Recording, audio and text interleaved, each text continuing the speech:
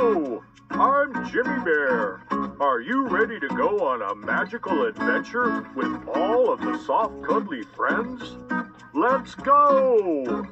Lisa is the owner of a special toy store. She finds a friend for every child who comes through the door. And when Lisa locks up and heads home each night, the store glitters and glows in the bright moonlight. And in the middle of the room, on an old chair, near a box on the floor, battered and bare, sit a rabbit, a lamb, and a little teddy bear. Hoppie Rabbit, Lita Lamb, and Jimmy Bear, too, come alive by the light of the luminous moon. And when the moonlight hits the box just right, it opens to reveal a magical sight. A moonbeam slide that leads to wonderful places. There are forests and flowers and friendly new faces. Every night, the three friends find the box and go through, never knowing the next place that they'll slide to. Let's hop on in. Their latest adventure is about to begin, off to the land of the Soft Cuddly Friends, where the joy of friendship never ends.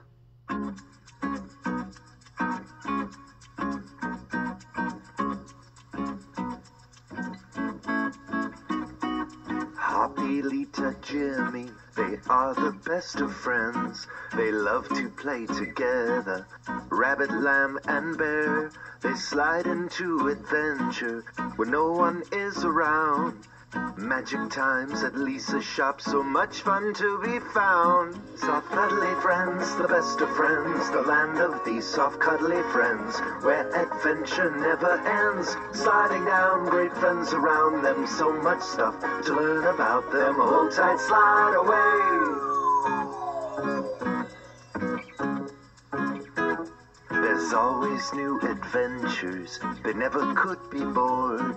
There's loads of new friends to be met, great big ones or small. To beaches or the valley, or mountains way up high.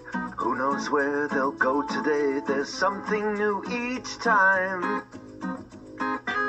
Soft cuddly friends, the best of friends, the land of these soft cuddly friends, where adventure never ends. Sliding down, great friends around them, so much stuff to learn about them. Hold tight, slide away. Soft cuddly friends, the best of friends, the land of these soft cuddly friends. Hold tight, slide away.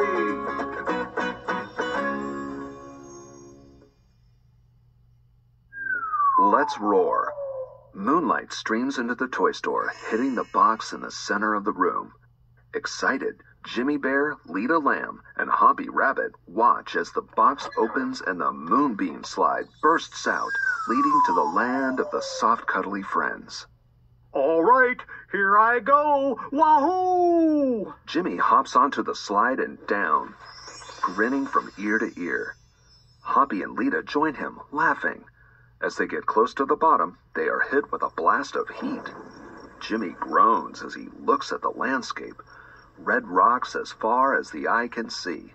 Oh no, we're in the Savannah fire, hey guys! Ella Elephant comes trotting over to the friends. All around them is the wide open space of the savannah. A few trees dot the horizon, but mostly they are surrounded by dry, rocky ground and tall grasses. I'm sweating already. Oh, don't worry, Jimmy. I was just on my way to meet Zora Zebra and Lionel Lion at the watering hole. You'll feel better when you can dip your paws in. So what's new in the savannah? Yeah, what have you been up to? Ella and the friends start walking to the watering hole, feet scraping softly against the dry ground. Jimmy wipes sweat off his brow, panting. Well, something happened to Lionel yesterday. What happened? Is he okay? He's fine, just a little embarrassed. See, we were all around the watering hole telling stories, and we decided to see who could tell the scariest story. Zora told us a story about a haunted pack of hyenas, and she did the spookiest laugh. I'm not afraid of hyenas. Yeah, but ghost hyenas? Lita shudders, and Ella continues. Gerda Giraffe told a story about all the trees in the savannah catching fire at once until all their leaves were burned up. The savannah was full of these bare, blackened trees that were totally inedible. I think she scared herself more than any of us with that story. Gerda does love her leaves. I told my story about the trunk monster. The trunk monster?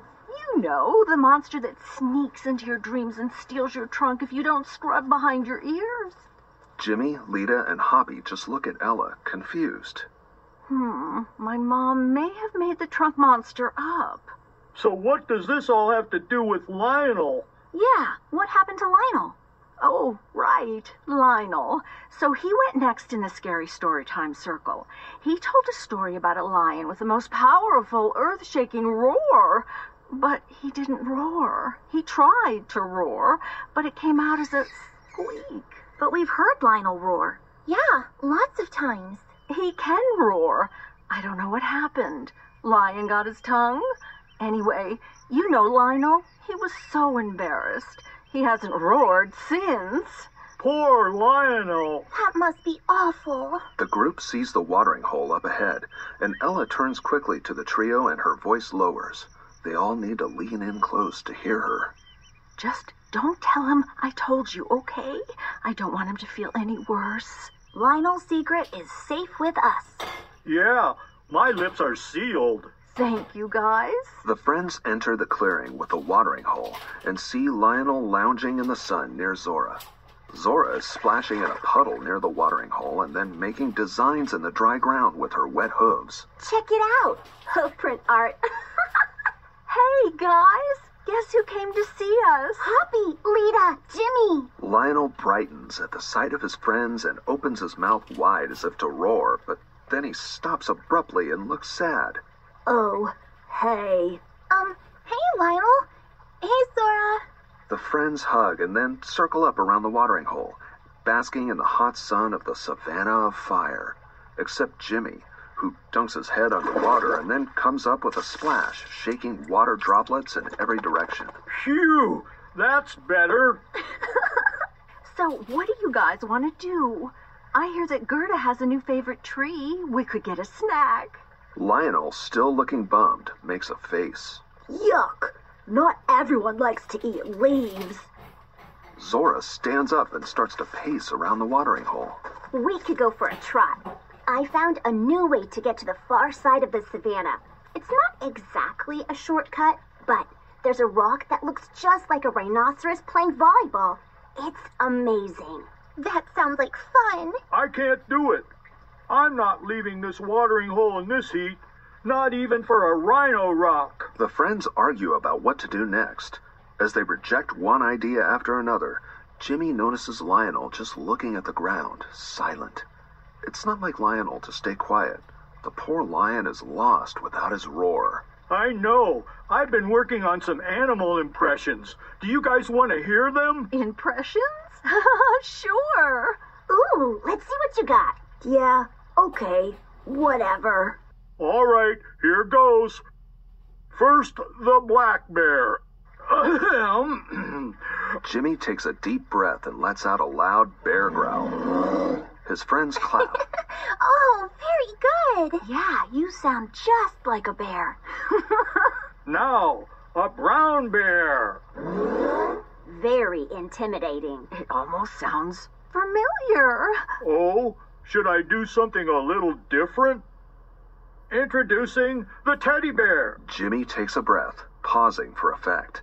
Then he waves his paws at his friends, cheering. Oh, hey, everybody. How's it going? Okay, well done.